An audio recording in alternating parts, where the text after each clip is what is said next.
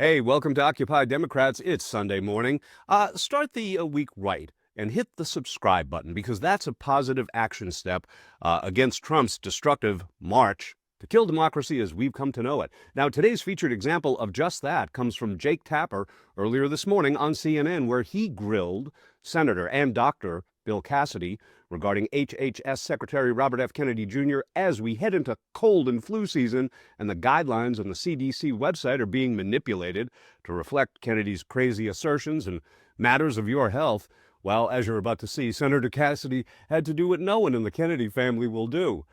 Try to defend Bobby. Now, before we show you the jaw-drop moment between Jake Tapper and Senator Cassidy from this morning, let's get the latest about the CDC website. The CDC has changed the language on its website, which previously said vaccines do not cause autism. The revised language now reads, quote, "The claim vaccines do not cause autism is not an evidence-based claim because studies have not ruled out the possibility that infant vaccines cause autism." The new language says studies supporting a link have been ignored by health authorities. The revision echoes the skepticisms of Health Secretary Robert F. Kennedy Jr., who has repeatedly promoted debunked claims about vaccine safety, including a false link to autism. Joining me now is CBS News Chief Medical Correspondent Dr. John LaPook. So, Doctor, is there any evidence that there is science behind this new messaging? Well, I think one of the frustrating things to a lot of us about a change like this is show us your homework. You know, where is the detailed analysis with the research and the references that led you to come to this conclusion? You know, just saying it and changing the website, who made the changes? I mean, were political people? Were there research people? Were there people with medical background, expertise in this? We don't know. So Okay, so Senator Cassidy, he was tasked this morning over on CNN to do what RFK's family, his own family, won't. Explain away this fetching, or is it felching, creature. But RFK Jr. is a dangerous person who has making life and death decisions as Secretary of Health and Human Services. And you don't just have to take my word for it. Now we have an actual record to go on. He has cut a quarter of the people who work in his agency. He fired all the vaccine experts on the panel and replaced them with anti-vaxxers. He's cutting funding for life-saving research, cancer patients, giving them their last hope. And people should know, I mean, when he's not making infomercials for Steak and Shake and Coca-Cola, he's spreading misinformation and lies that are leading to deaths around the country. There's a measles outbreak in America right now, higher than it's been in 40 years as a direct result of what he has done. Do you think your cousin is profiting off of his position in the Trump administration? This brings us back to the corruption crisis that we're in. I don't think it takes a genius to know that the Trump administration is the most corrupt in American history.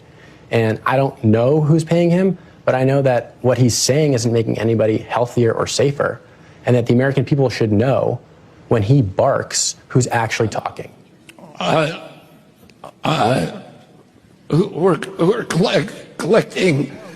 I'm outraged and disgusted by my brother's gaudy and obscene embrace of Donald Trump.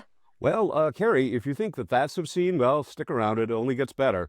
We know, you can't pick your family, right? But enough people stood up for this poet of perverse verse, and especially one in particular who should have known better, Senator Bill Cassidy, an actual physician. Now, check out his queasy and nauseous response when grilled by CNN's Jake Tapper this morning on State of the Union about the dangers of RFK Jr.'s worm brain-addled policies. Here we go. You were the deciding vote that allowed RFK Jr. to ascend to the role of health secretary. Here is how you explained that vote on the Senate floor. It confirmed he will maintain the Centers for Disease Control and Prevention's Advisory Committee on Immunization Practices recommendations without changes. CDC will not remove statements on their website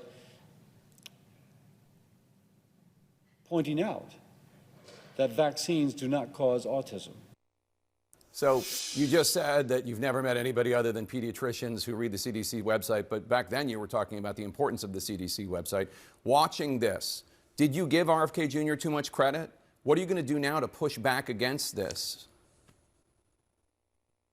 Well, first, I'm not minimizing these changes. They are important because you need to send the consistent signal that vaccines are safe. I'll just say that.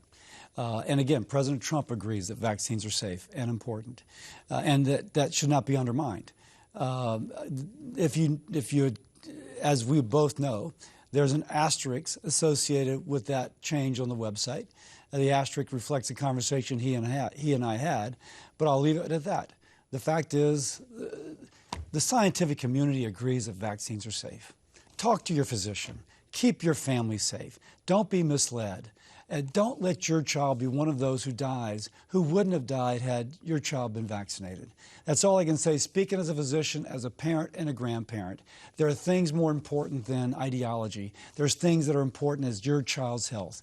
Get your child vaccinated. As you know, this goes way beyond just vaccinations. A member of the Kennedy family this weekend, Tatiana Schlossberg, JFK's granddaughter, she has a moving essay in The New Yorker about her fatal cancer diagnosis. And in it she writes, quote, "As I spent more and more of my life under the care of doctors, nurses, and researchers striving to improve the lives of others, I watched as Bobby," that's a reference to RFK Jr., "cut nearly $500 million for research into mRNA vaccines, technology that could be used against certain cancers. He slashed billions in funding from the NIH." And she goes on and on and on. RFK Jr., according to his own family, is causing real damage to the health of the United States of America. You don't seem willing to criticize him by name at all, unlike members of his family. So, Jake, clearly, this conversation, you want me to be on the record saying something negative. And, of course, it makes news if Republicans spite each other. I get that. I don't even know that he's a Republican. Rather focusing upon, or whatever. But I'm all about how do we make America healthy? And I speak as a physician. Now, as you may know, the dead elephant, so to speak, in the room today, well, it's this recently unearthed text from RFK Jr. to Olivia Nuzzi. Oh, it's a declaration of love, and read it at your leisure, but it surely reminds us of President Kennedy's words. As we remember yesterday's indelible mark in American history, the day the American dream took a shot in the head. But it's his words that echo more profoundly now, well, than ever.